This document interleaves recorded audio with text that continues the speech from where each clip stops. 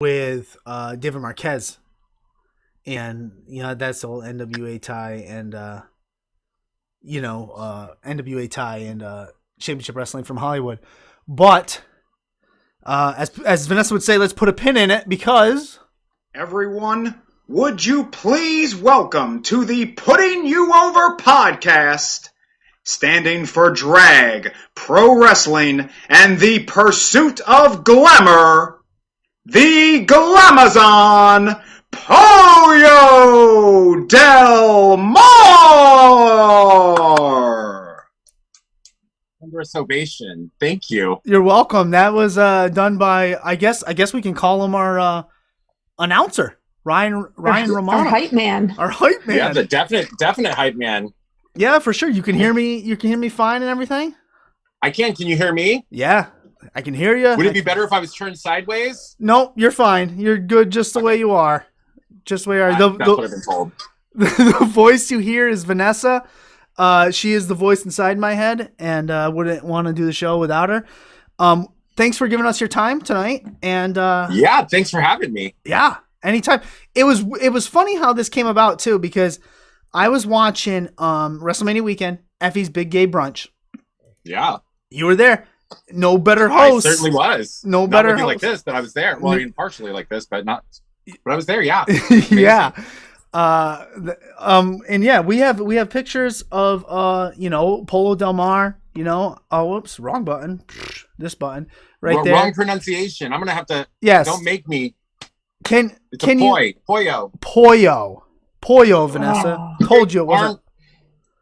Elbow drop you. That's okay.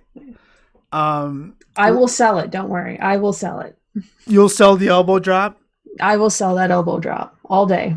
I was going to say, I thought you were a stay-at-home mom. I didn't know you were out there selling it. But, most of the time, I just try to give it away. Give it away for free. Hello. It's COVID. That's a good point. How are you handling all the COVID? Well, I was really grateful. We talked about Big Gay Brunch briefly, and Big Gay Brunch was the first time I would say in almost a year that I felt like life was almost normal. Yeah. Because I was staying in what we called Wrestle House, and there was a group of wrestlers or wrestling personalities all in one home. We'd all been vaccinated. We were all, we were all cool with what was going on. And it was a scenario where I finally felt like I was being able to be social around people, and be back around people. And it was amazing. And then of course the show itself. But I've been handling it pretty well. Most of my career has been spent in public, doing live events, drag shows, wrestling shows, whatever it might be. And to be stuck at home for this past year has been a real change. It's been very altering, we'll say. Yeah. I don't normally go to the chat for questions this soon, but I know this person, I believe, Ryan Bruce Levy from Out in the Ring. Yeah, of course I know Ryan Levy. He says, ask her about the donkey.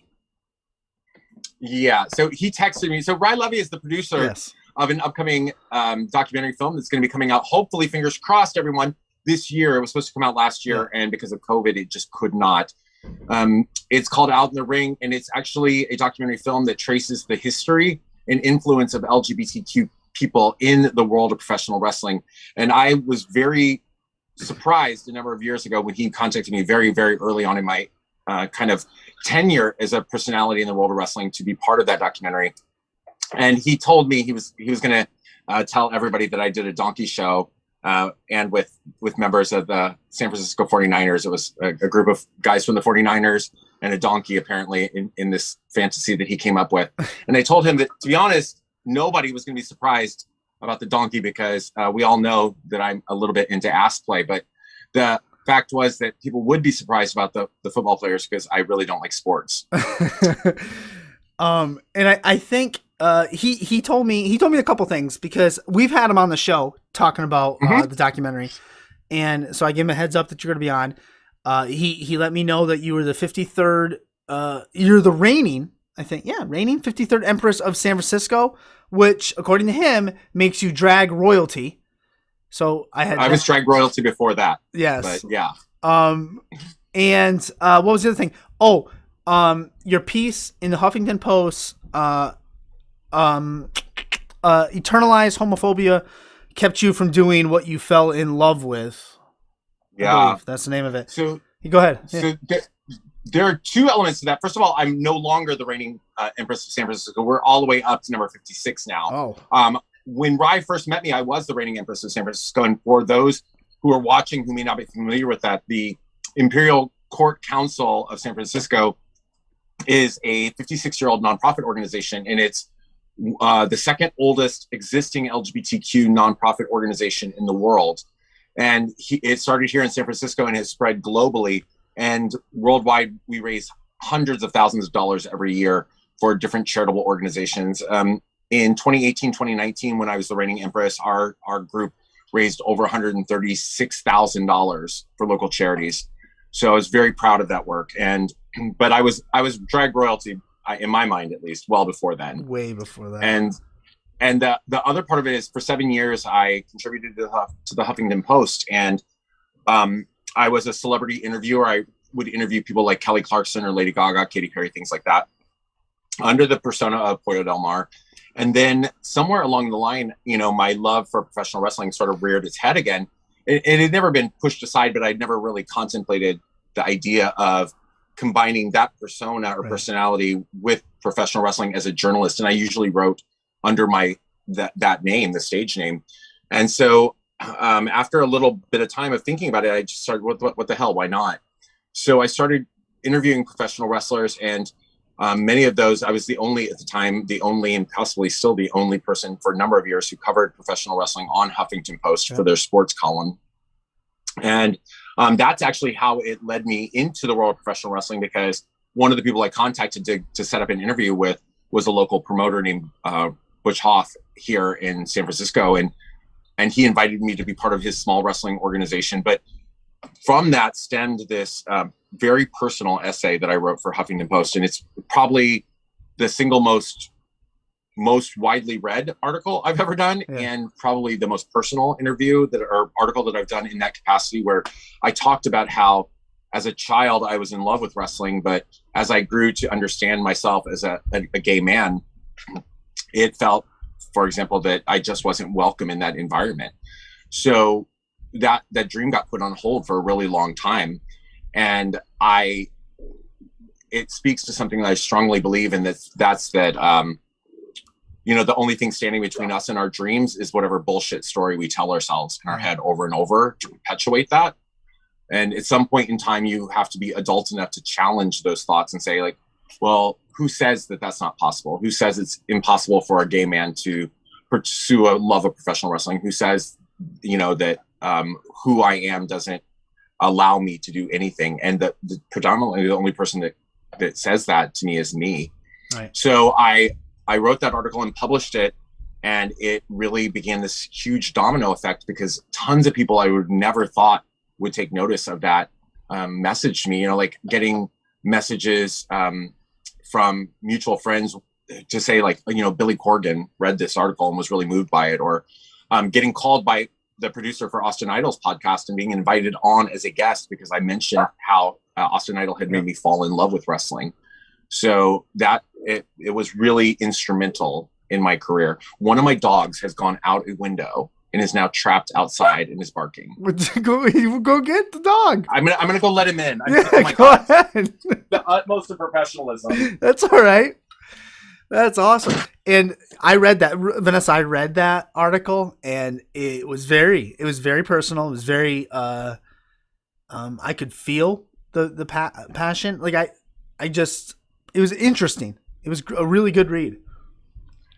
The interesting thing is about when you write things is you write them and I didn't think about who might read that. Right. And I actually, a number of years ago, I was a columnist for a local newspaper here in San Francisco. And one of the columns I wrote was headlined like, "I may not have written this for you."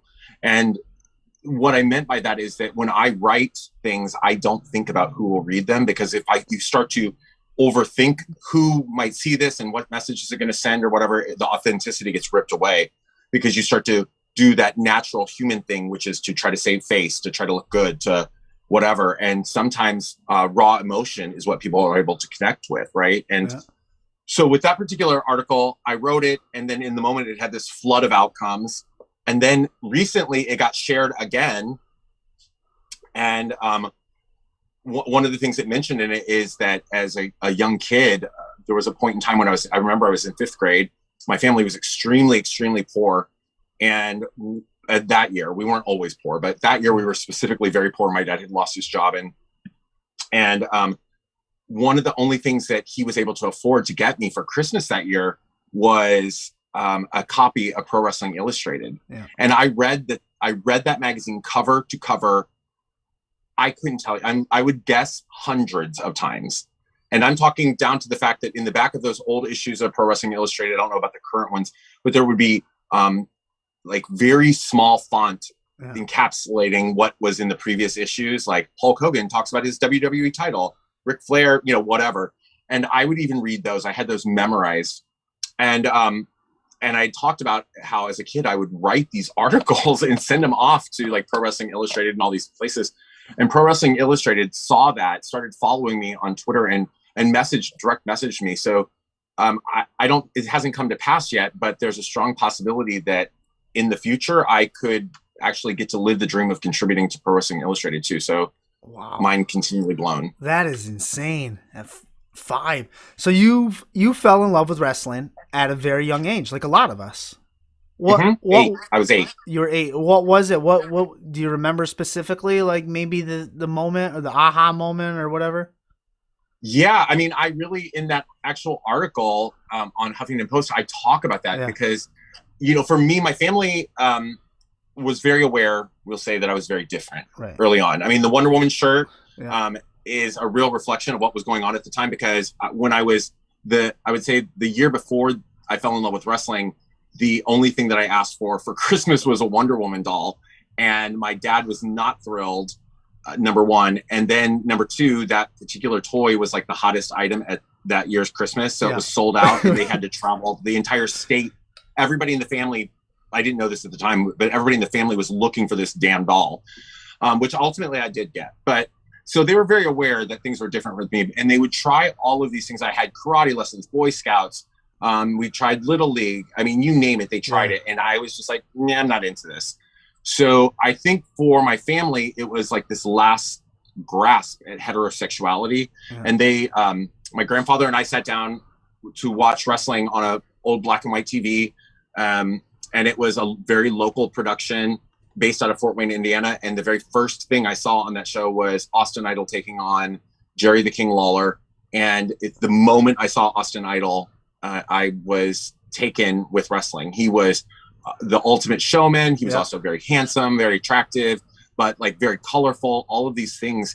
And I grasped onto that. I could identify with that. And that's what made me fall in love with it. And I just became obsessed with it from that moment on. Awesome. Yeah. There's a lot of, when you're in drag, I see a lot of flair, Ric Flair. I see a lot of flair, showmanship, a lot of Austin Idol. Adrian Adonis is what popped into my head when I first saw you in hosting at Effie's Big Gay Brunch. So definitely. Go ahead. I wish you had a better depth of recognition for LGBTQ influenced characters, because Adrian Adonis, I really loved him, and I actually had the Adrian Adonis action figure. Like one of those toys. But even though I never got to see him live and in person or anywhere other than Pro Wrestling Illustrated magazine and the sister magazines, I was obsessed with Exotic Adrian Street. And I remember he used to, Adrian Street, for the viewers, was the precursor to Adrian Adonis. And he was this sort of, he portrayed this very flamboyant yet leather-centric type of pseudo effeminate but definite badass type of performer. And he was accompanied to the ring by his real life wife, Miss Linda, and he's actually he's Welsh, so from the UK. And WWE really wanted that character, but he wouldn't go work for them. So they created their own, which was Adrian Adonis. But I think that element of flamboyance, and then I became obsessed, by the way, with Goldust too. Yes. That was the next thing that I became obsessed with as a young person. But I think that line of showmanship and particularly like costuming, I was talking to a costuming friend of mine. I have an upcoming pro wrestling event this summer, and I was like, I need a new costume. And my friend was laughing. He was like, well, it's a fine line between drag costumes and wrestling costumes, especially if you're women wrestlers. The wrestling women wear stuff that drag queens would wear every day. And the kind of robes and things like that are very common to what we would wear as well. So yeah, there's a lot of showmanship, but I appreciate it bringing something good to mind. Hopefully it was good to you. Like, the reason I say I wish I had a greater depth is because WWE in so many ways used that persona to destroy Adrian Adonis's career. That's the only reason I remember him in the leather jacket. I do remember that. So, but WWE has done that to a plethora of talent and just took them from another promotion and just watered them right down to about nothing. Well, Adrian Adonis, prior to becoming adorable Adrian Adonis, was half of the WWE World Tag Team Champions with Dick Murdoch and the East-West Connection. And they were like these two, or the North-South Connection. And they had this badass type of persona, that they were working with. And Adrian Adonis was considered a badass. And then he started gaining a lot of weight, and it made him very unpopular with Vince McMahon. Yeah. And so, he rolled it over into this sort of like obese, gay, flamboyant character, which to Adrian's credit, he went with and did very well. Yeah. And I still loved him in that capacity, but he had been something significantly different before. Speaking about Goldust, you said you loved Goldust. Do you think we will ever see a character like a Goldust again in the WWE? I know we're going to see it in other promotions. Oh, we almost do already. But as far as the WWE goes, do you think we'll get another Goldust? When you say another Goldust, I want to know what that means to you. To me, it means someone, let me see, how do I want to phrase this? Somebody in touch with their sexuality to a point that other people, they're trying to make other people feel uncomfortable, I guess, is the right thing. Yeah. I would say my strong guess is that we will never see a character portrayed in that capacity again. And the reason I think that is because what WWE was doing with Goldust at the time, and it was very effective, and Dustin Rhodes was so effective in that role, but they used his sexuality or perceived sexuality as a predatory factor to make him make other people uncomfortable. And it was because it wasn't necessarily because he was flamboyant or even gay. It was because of the fact he was predatory. Yeah. If that makes sense. No, it does. It was, I mean, yes, there was the element of mind games and that kind of trickery where he would do things, but it was in a way that was rather predatory, and in a way that I think if I were watching it in retrospect would probably make me feel uncomfortable because, I don't want to think of, I don't want to think of myself as being somebody who does not acknowledge or respect other people's boundaries. And that's what it comes down to. Yeah. I can give you an example, like in real life too. Okay. So like my nephew, 19 years old, just turned 20, has lived his whole life knowing me, knowing my drag, and loves me, loves my drag. He's so open-minded, he was the jock, a popular jock in high school, but he's super open-minded, and he started working at a new place. And the first in a new town, and the first friend he made was this gay kid. And the fact was that to my nephew, like, it was just another, he was just their friends, they would have a good time, didn't matter that he was gay. And then the kid started to get emotional attachment to my nephew, and it became a situation where the kid kept pushing and pushing, and it just like it wasn't respecting the fact that, well, we can be wonderful friends, but the sexuality element of it is a disconnect, because I'm heterosexual. My nephew's heterosexual. Yeah. You're not. It's okay. We can come together in this common place and share common loves like video games and music videos or whatever it is we're hanging out, watching and doing. But that other part is just off limits. And I think that idea that they were pushing, that all gay people perhaps are predatory, is something that really homophobic people have in the back of their mind. Yeah. And sadly, I will tell you, I mean, at least Goldust, when he was doing that, had pretty good sexual tastes, I guess, if he was going to be predatory. Razor Ramon, very hot. But most of the people I experience who think that like the gay people around them are really going to be drawn to them and won't be able to keep their hands off of them, I'm like, sweetheart, nobody wants to touch you. No one is like clamoring to get your goodies, least of all me. So, I mean, that in that regard, I don't think we will see that Goldust character, because I think that it would be the same way that we would probably never see,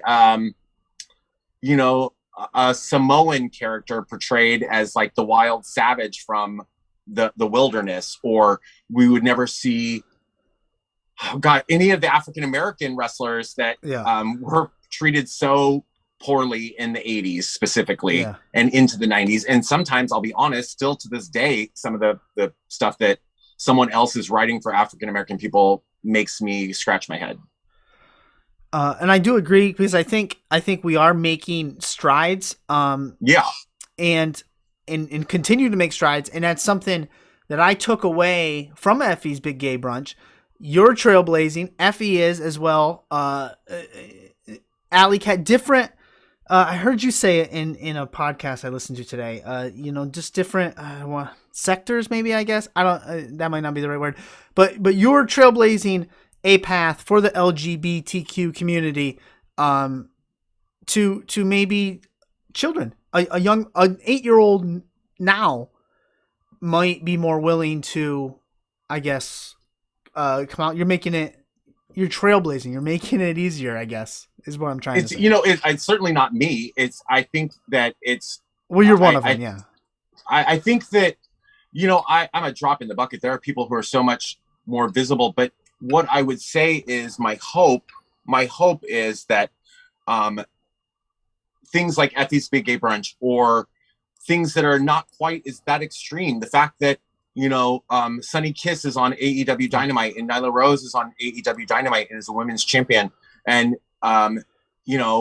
people like Fred Rosser are very open in his sexuality, and just so many different people, that my hope would be that if an 8-year-old kid sat down in this day and age and watched wrestling and fell in love with it the way I did, that hopefully there would be a greater opportunity for them to think, this is something I could pursue if I chose to.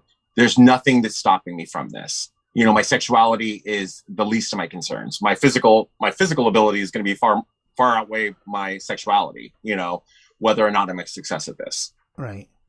That's what they say, like with Pat Patterson. They're like, everyone knew, nobody cared. But the thing is, like, everyone the knew. Boys, sorry, cared. Like the folks in the locker room, like the aboves cared, but the people in the locker room. Yes. I mean, and the thing with that though, Vanessa, is that like, there's a difference between like, tolerance and acceptance, and acceptance and celebration. So what I mean by that is that there's a lot of people in my day-to-day life who probably tolerate me, and many who accept me because they don't have a choice, because this is who I am. But what really comes to make the distinction is when an individual gets celebrated for being different and unique and being authentically themselves. So Pat Patterson didn't have that until much later in his career. Even if people knew, it was certainly never, ever presented that way. And I remember I mentioned in my actual article on the HuffPost that the first time I ever heard of somebody who was gay in pro wrestling, it was Pat Patterson. And it was a scandal that was written up in, of all places, Playboy magazine. So here I am, a young gay kid skimming through Playboy magazine for all the wrong reasons, right? For the art. But like today, I think things like Effie's Big Gay Brunch celebrate who we are. Paris is Bumping, which is coming up on July 10th, celebrates who we are. The Polyam Cult Party 3, which just went down, celebrates who we are. And, all of these are small things, but then you see bigger things where people are presented exactly as they are. The fact that Jim Ross interchangeably refers to Sonny Kiss as he or she because he's gender fluid or gender non-binary, that is tremendous. Yeah. The first time he did that, it blew my mind. And I was like, did he just because referencing a guy as she is usually a slur. And I was like, did he just slide in a slur? And then Sonny was like, no, that's, everyone knows that. Everybody's comfortable with it. I'm comfortable with it. And if Sonny's good with it, I'm good with it, Yeah, the internet blew up on that one. And then he set everyone straight very quick. So to speak. Yes. Pun not intended. It was because my wife said to me, she goes, make sure you ask at the start what pronouns to use. And I said, no, I heard it. I said, I heard it. I know what to do. When he's in drag, he's a she. Exactly. And makes sense. And you're a he when I have that correct? Yeah. Absolutely. Yes. Because okay. And since we're sort of like talking about this, this is like a learning. Educational opportunity, yes. Not just for you, but I just went through this in my own working environment as a member of the LGBTQ community. I just met somebody new. Visually, that person to me visually presented as very like I was getting female energy. I was getting all these things, but he is he. And I went to another like coworker and I was like, please let me know the proper. Because I didn't want to ask, and normally I would, but if I didn't know the person very well, and it was a professional environment, so I'd rather let somebody do that. But yeah, so like what I tell people all the time, drag is what I do. Right. It's not who I am. Gender is who I am. It's like what I identify as, and then drag is what I do. So what that means is that a woman can do drag because like female is how she identifies, but drag is what she does. She can, change, transform like I do, just the same. And even a transgender person can do drag because trans is an identity or is a gender identity. And then drag is what we do. So yes, the person that's sitting in front of you, talking to you, I'm male. I go to work as male. I live as male. I identify as male. I play a character, right. I remember doing an interview with the San Francisco Chronicle when I was sort of first kind of bursting onto the scene here locally, and they asked me what the reception has been in the world of professional wrestling. And I told that reporter, whose name is Beth Spotswood, I love her. She's an amazing person. I said, well, in the world of professional wrestling, we come to willingly suspend our disbelief about a lot of things. The single most popular character on any of the shows I was doing early on was a guy named Rock Lobster. And if the audience will believe that he's a lobster, they can easily believe I'm a woman. I think that being a lobster is a little more absurd, yes. Than being out there presenting as my character as a woman. And we never treated my character even necessarily as a drag queen. When I'm integral in the stories here locally, Pollo is just a woman, and very glamorous, very gorgeous, devious, whatever I am, but just a woman, Yeah. Yeah. That's with Wrestling for Charity? Yeah, I did all my early work was for Wrestling for Charity. Yeah. I did a couple shows for other local regional promotions, but Wrestling for Charity was just amazing because Butch and the team there were just so open to ideas and creativity, and we were doing it for a great cause. That was the other thing. This wasn't a scenario where we had to worry about something bigger, like a bigger picture. We just wanted to raise money, have a good time. And the fact was that very quickly I was putting a lot of asses in the seat. I was telling anybody who would listen about my wrestling experiences and to come and see me because it was my dream and my passion. And these other people have been doing it a lot longer. So it's just like anything when you're brand new to the scene and, you're telling everybody, you're never going to believe what I get to do. I also learned that You're friends with Zicky Dice. And Zicky at a wrestling for charity show. Yeah, and Zicky's doing great things. I don't know why he's not signed somewhere. You gave Zicky and Effie a makeover. Was that on his? That was on his channel. Both of their channels. Both of them. They were doing a streaming competition on Twitch to expand their subscribers. Yeah. And so they wanted to present something really special. And we had talked to Zicky and I. So Zicky was from here in San Francisco, the Northern California area where I'm at right now. And we met on a wrestling for charity show. He became the NWA World Television Champion, moved to Atlanta. And we had already planned before his move, like to do this drag makeover thing. And so then he went there and Effie was there. So Effie and I had connected a few years ago when I interviewed him. And they were like, come up, we want to be put in drag. So it was a blast. And of course, it was a competition. So whoever got to their goal of subscribers during the course of that broadcast first won. And then the loser in that instance, the loser had to eat a cherry pie that had condoms in it without using their hands. Oh goodness. They keep it classy. I love my boys. And now they're my drag daughters. I have 3 drag daughters who are in the world of professional wrestling. Effie, Zicky, and AJ Kirsch from Tough Enough and all kinds of other places. Oh yes, that's right. He was in Tough Enough. Slam. Yeah. Hood Slam and MLW and all these places. Yeah, MLW, that's right. Yeah, for sure. Oh man, that's right. I forgot he was in MLW. Speaking of Twitch, you just started a channel, I believe. I did. I just started it, and there's so many things. I applaud people. I became inspired actually to get onto Twitch by doing that thing with Effie and Zicky because they have developed this rabid fan base on Twitch, and they do crazy, absurd things, and these people just join in, and they're like, the fans are so into it, and Effie and Zicky are both amazing in terms of the way they interact and connect with their audiences. And that's one of the things that I will say that I've always felt strongly, besides the showmanship element, one of the things that connect the worlds of wrestling and drag are the idea that ultimately what we're doing when we step out there is trying to develop that emotional connection of some kind with an audience.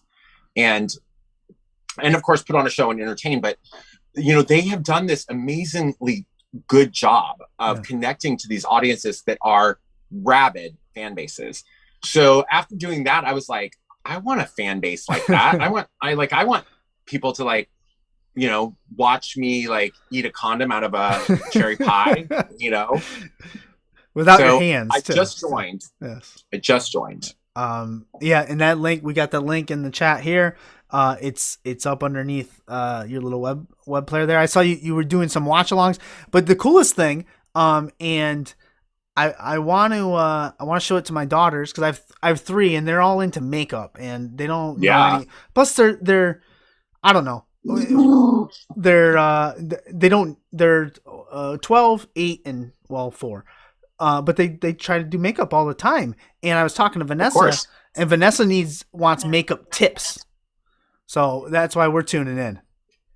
Sure. I want to. I'm still trying to figure this out. Like the crazy thing about if you want to do Twitch on a regular basis, you have to have something different every day. Yep. I will tell you, Effie and Zicky are so they're my inspirations in so many ways because Zicky, first of all, I went to his house.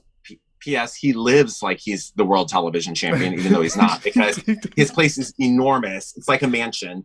And then he has this huge garage, which he's converted into a literal broadcasting studio at all times. Yeah. And he's very organized. He has a whiteboard with every day sketched out, this is what we're doing this day. This is the time. I was blown away. There's so much thought into it. But I want to, and sometimes I'm afraid I'm too diverse because if somebody, for example, went to my YouTube channel, right. It would take a very special person to be like, I want to follow this channel because I've got all kinds of shit up there. I'm reviewing music, and then I've got pro wrestling stuff mixed in, and I've got drag performances, all this stuff. But with Twitch, I definitely want to set a regular thing where people can watch me do my makeup. Yeah. And those days, I would imagine like I am interactive. I was having some technical issues like with sound and whatever recently, and I'm trying to still get it smoothed out. But I want to do makeup transformations. I want to do watch-alongs with pro wrestling. I just want it to be pretty eclectic. I even thought about setting it people used to love watching me do my makeup as like an ASMR type of thing, where they're like sort of just watching it and zoning in and out. I would barely speak. There were times when I'd barely speak and I would just have like a water fixture playing, like a fountain.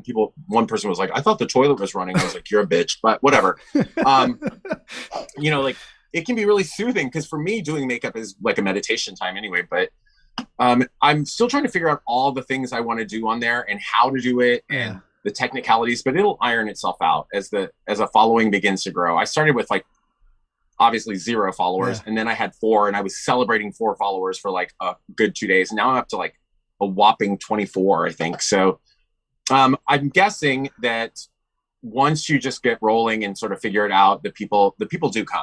People just stumble on you or whatever. So hopefully, fingers crossed. I don't know if you have TikTok, but that's been doing a good job at bringing people from there to a Twitch. I think your makeup stuff might work over there too. I literally started TikTok the day before I started Twitch. Yeah. I was like, I need to find out what this TikTok thing is. All the kids are doing. All the kids are doing. Well, I tell you right now, it's more non-kids doing it. It's more older people doing it. Well, I'll speak. It was like myself. When Facebook first came out. Yeah. It was only for the kids, and then like everyone's mom joined. And now Facebook is the place where young people literally think about their parents being. Yeah. Wow. They're like, I don't want to be there. My mom's there. Yeah, exactly. Well, I was gonna say, the LGBTQ wrestling community is I've come to learn it's vast. It's big. And it is. And I mean, you guys, I don't even want to say it like that, you guys, but Effie's Big Gay Brunch at WrestleMania weekend. But can we see, I want to see more shows like that. I want to see a promotion, an LGBTQ promotion, really. We all want to see that promotion, I think. And I know in the UK, they are starting a promotion, or they were just starting a promotion like that, or similar to that, right before COVID.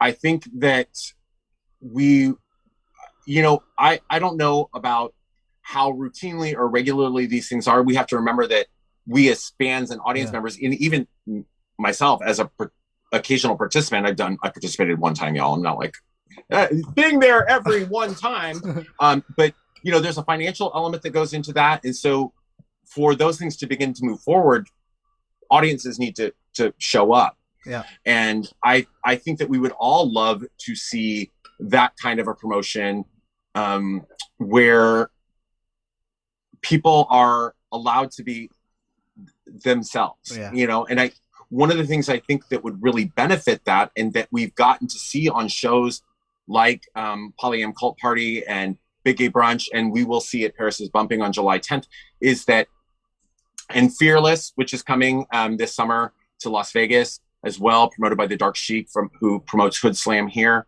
in the Bay Area. Like, one of the things that we are getting to see, and I think that people are beginning to understand, is that whatever comes to mind when they think of a gay wrestler or an LGBTQ wrestler probably is far, far, far too narrow. We saw all of those people on that great show, Big Gay Brunch in Tampa, and the spectrum of personalities, types of physical builds, personalities was so broad. The kind of matches that people want to put on is very broad too. Yeah. You go from something like a little campy, like the Twink Tag Team Gauntlet with Pero, to something like that match between AJ Gray and Billy Dixon, where they were literally busting light bulbs over each other's head and digging fluorescent bulb shards into somebody's forehead and making them bleed. I was cringing. I would never do that, but I know that there is an audience for that, and there are people within our community, our LGBTQ community, who want to do that stuff. And it shows that you could presumably put together an organization entirely made of LGBTQ people, or, people who are adjacent to our community, because our community expands every day with a new acronym. But you could put together that promotion and you would have a full breadth of different personality types. And I think that what that does is squash the idea that there's only one kind of wrestler who's LGBTQ, and thusly that means that only one spot for that person to fit into. Right. And now we know that's not true. Yeah. Awesome. I want to see that. Ryan says in the chat that Pride Championship Wrestling in Texas is one, and then Pride in the UK starts in June. So there you go.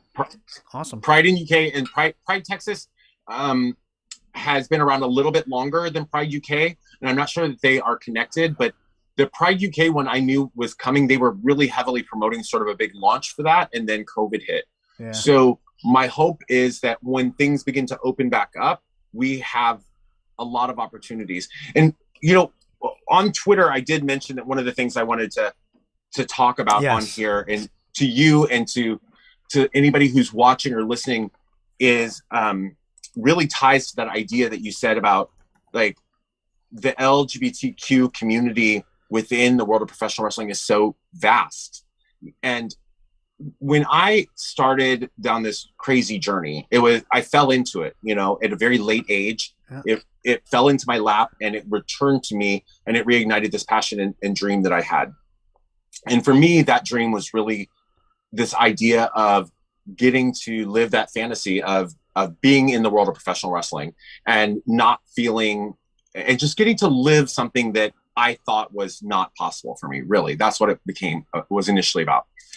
And then the longer I've been part of this world, and it's still very peripheral for me, I'm still on the outside, and I want to move closer to other dreams and goals that I have and move in towards the inner circle. But what I did not anticipate, and which has been so emotionally overwhelming to me in a lot of ways, is that these shows present not just the opportunity for me to do something that I loved and dreamed about, but it is surrounding and filling my life with these incredible people who share that passion. Yeah. We share this love for professional wrestling, and that whether that's fans who support what we do, we as entertainers do, or it's the other performers, that show, the Big A Brunch show, introduced me to literally dozens of performers from all over the country. We're all spread out everywhere across the country. We're scattered to the corners, and we all do something similar. And I am a fan of those people. I am a fan. I'm an unabashed pro wrestling fan. Yeah. That's why I don't have an allegiance to an organization. That's why I don't have an allegiance to a promotion. I love this industry. I love the world of professional wrestling as an entertainment and as a sport. And when I've identified over the years leading up to now, other wrestlers who are out and being honest about who they are and living their truth and overcoming those same hurdles and obstacles that I was too scared to do for a really long time, when I see those people, I'm a big fan. I'm a cheerleader for them. I want them to succeed. And something like Big A Brunch brought all those people into my lap and introduced me to them. And now I have connections, personal connections, and the beginnings of friendships with people all over the country. Yeah. And I didn't expect that. I didn't think that was a thing. And I like being in Wrestle House, that what I jokingly refer to Wrestle House, that the seven of us in that place, like I walked in there the first day, and it's a little bit like walking into the dressing room at RuPaul's Drag Race, like you're waiting to see who pops out to, the competition. Or it's a little bit like any reality show where you're like you're sizing the bitches up, like, oh, like, I'm gonna see whatever. And I was a little concerned because when I arrived, a group of 4 walk around the corner. They've arrived together. Right. They're like a clique. And I was like, fuck, this is not going to be good, because I barely know Effie, right, like on a personal level, and here's this group of guys who are presumably all really close, and they were, and where am I going to fit into this picture? And I'm going to tell you, Jared Evans, Ashton Starr, AC Mack, and Owen Knight that was the group I was talking about. And they were so damn nice from the minute I arrived. And they put me at ease. And then, thank you, God, I turn around and the bedroom door behind me opens and the dark chic walks out. Yeah. And she's my local girl. I helped interview her I helped do the interview for her for the Out in the Ring documentary.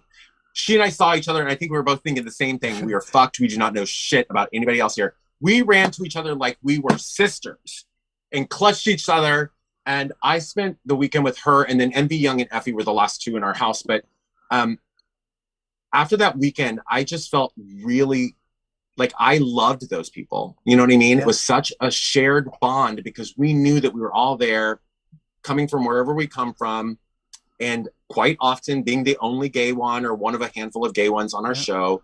And we were drawn together with this mutual love and passion. And it was just beautiful. Like I'm literally getting tears in my eyes thinking about it because they were just amazing. And I left there particularly loving Dark Chic. I've always loved her. Yeah.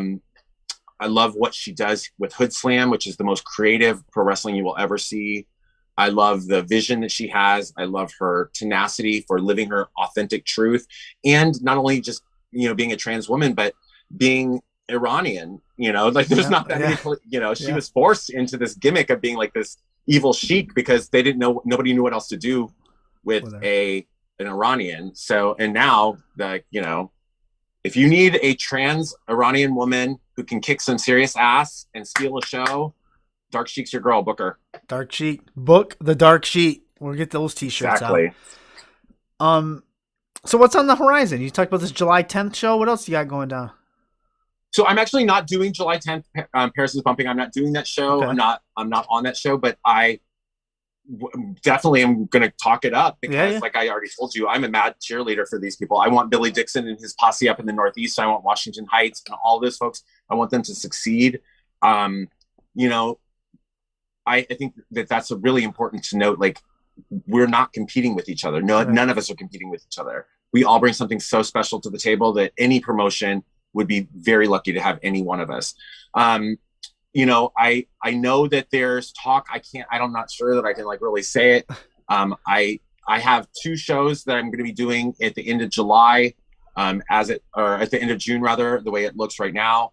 And I don't know what the world holds for me. I think that more is going to become, more will be revealed as more is revealed about what COVID restrictions we're going to go through. Here in Northern California, things are loosening up a little bit. We're talking about maybe by mid-June, really knowing what the status of our reopening is going to look like and how that's going to play out. And if it does come to pass that we are reopened, I will do any wrestling show that anybody wants to do. I will also do any drag show because I miss being in front of that audience. But there's a lot of podcast opportunities coming up. I'm actually supposed to, I only believe these things when they actually happen. Once it's done, then it's like, yeah, that happened. Yeah. But I was approached by Nick Hausman at Wrestling Inc. website, wrestlinginc.com, to be a guest co-host on their podcast. Nice. Next, like a week from this coming Thursday. So it's like a week from Thursday. Yeah. And, they're trying out new things. And I've worked with Nick before as a journalist. He was my editor and they thought about me and they saw me at Big Gay Brunch. And I think that they are checking that out. I'm really excited about that. And I don't know what the future holds, but I made a vow to myself that, this year is going to be a breakout year for me as a personality in the world of professional wrestling. And the reason I've made that vow is because Big Gay Brunch showed me that I can leave the comfort and bubble of my hometown here in San Francisco, and I can be over. I can get over. I can create that emotional connection with an audience, and whether that is as a ring announcer or a personality who is part of stories and angles, or if that is simply as a timekeeper, I don't care. I'm there. And that's something I want to do. But my ultimate dream this year is to really move into a very strong potential managerial capacity. I would love to represent some people, and I don't know where or how that's going to be, but I'm legitimately sending out feelers to anyone I can think about. And I shamelessly tag people on social media. I don't give a damn. Yeah, that's right. Do it. Shamelessly, I will tell you. I think DDP taught us Dave that. Marquardt, if you're watching this, I have shamelessly tagged you in pretty much every single thing. I would love to work with United Wrestling. So that's sort of my dream. To do the United Wrestling Network. Yeah. Awesome. When I was watching Effie's Big Gay Brunch, I would not have known that was your first time doing that show. You were already over, and I was waiting for you to knock someone out. I did exactly what Effie told me to do. You know, I was there. I'm also the type who, because I love what we do, if they'd asked me to show up early to set up the ring and stay late to sweep up those broken light bulbs, I would have been there, you know, in my whole shtick if I had to be. That's who I am. I do try to give my all to every situation. And I think that's one of the things that's endeared me to people. Plus, even though it was my first time at Effie's Big Gay Brunch, it's not my first time walking, you know, whether it's hosting a ring or a stage, it's not my first time being in front of crowds of people. And I've been in front of a crowd of people much, much larger, you know, than we had a gay brunch. The gay brunch was fun. It was sold out. It was a great time. But I've been in front of tens of thousands of people, literally. And I might get nervous. I was nervous to do this podcast, but once the lights hit, she's on. She's on. Once the lashes go on, she's especially on, you know? Yeah. Yeah. And you had asked me and Vanessa, you know, did we want you in drag and this, that? And we were like, we don't care. Whatever. It's got to take forever to put on. So, it takes 2 hours. So I'm like, whatever. Now we have another show. Now we can do another show. Absolutely. In drag. Yeah. Absolutely. And that's the one thing I will say that I explained to Vanessa in private. One of the things that sometimes is a mindfuck for me, and I'm sorry, I curse like a sailor. It's fine. I think it's from all the sexual trysts with them. But the fact is that, like, I get nervous when people will invite me to, you know, and this goes not just in wrestling, it's like, or a podcast or whatever, it's like literal parties. Like, I've been invited to parties before and I showed up, you know, like this, and people were like, oh, I thought you were going to come in drag. And I was like, I thought you just wanted me to be here. Right. I didn't realize that you expected me to come and entertain. But it's something that I do think that sometimes I think that that's the only value to me. And then Vanessa was so kind to remind me that I'm the personality behind that. Yeah. And she exists because of me, and she in so many ways is me. There's huge distinctions between she and I. Yeah. But most of her best characteristics are my personality at about a 12 on a scale of 1 to 10. I think you're great. So I think you're awesome. I could talk to you. Thanks. I appreciate that. It's a lot of fun. We're nearing the end of the show. What I'd like to do is I'll give you the mic now, this pretend microphone I'm going to hand to you. You can put over anything you want, plug anything you want, talk. I don't even care. The floor is yours. Go ahead. Okay. Sure. So I really, first of all, I want to say that I really appreciate the opportunity, any chance I have to talk about pro wrestling. It's my passion. It's my love. In pro wrestling is now and hopefully always will be a passion project for me, meaning that even if I were to make good money at it, I would still love it because it's the passion is what drives me. And so if there are people who are watching this who would like to connect with me, I would love for you to join me on my Twitch channel. Help me build that out. Give me some ideas. It's twitch.tv/Pollo Del Mar.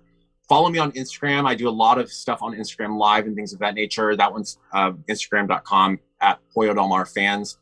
And obviously we talk a lot on Twitter. So I'm on Twitter too as the Glamazon PDM. I had that name before Beth Phoenix, before RuPaul even. But I want to say that the thing I want to really put over is the idea that if people are watching this and are confused by the concept of LGBTQ plus professional wrestlers or are confused about why there's suddenly this huge influx of LGBTQ plus people in the world of professional wrestling, I would challenge those people to go watch a show like Effie's Big Gay Brunch, where if you pull away the layers of like the gayness or the LGBTQ aspect of it, what it comes down to is at its heart is amazing professional wrestling. That show was incredible from a technical perspective, from a storytelling perspective. These are the finest in professional wrestlers on the indie circuit right now who happen to be LGBTQ. And they're all proud to say that, but that is not their entire identity. We do what we do because we love pro wrestling. We love to entertain. We love to put on a show. And anybody who comes to a show like Effie's Big Gay Brunch and is turned off by the gay thing needs to get over it, because if you are a fan of professional wrestling, there's very little to bitch about. The stories are tight. The performances in the ring are crisp.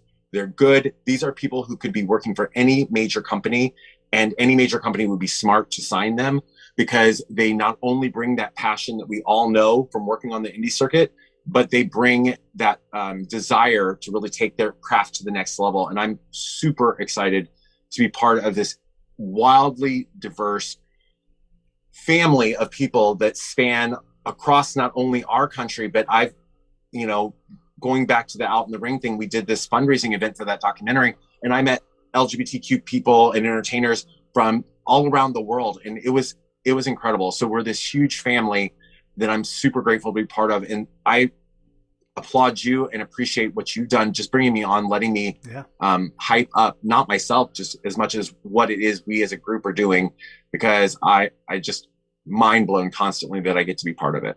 Awesome. Well said. Well done. You're now a friend of the show. You can come back anytime, plug anything you want, have you on drag. Vanessa, you got anything? It's great, right? Yes, Vanessa. Vanessa fell asleep? No, I didn't. I was typing. I was emailing people back, and I didn't want the typing while you were talking. Good stuff, though, right, Vanessa? 3 things at once. Well, you never know when I'm going to turn the call on you. I know. I should be prepared, but I'm not half the time. Yeah. So great stuff. You're welcome back anytime. And I appreciate it. Yeah, for sure. Thanks for coming on. Thanks for having me. Thanks to all the people who joined us and watched too. I appreciate all of you as well. Yep. We're going to push it out on YouTube as well, and all those podcast forums and stuff. So have a great night. Thank you so much. Yep. You have a good one too. Yep. Later. Thank you. Bye. Bye. Awesome. Did I switch over? Yeah.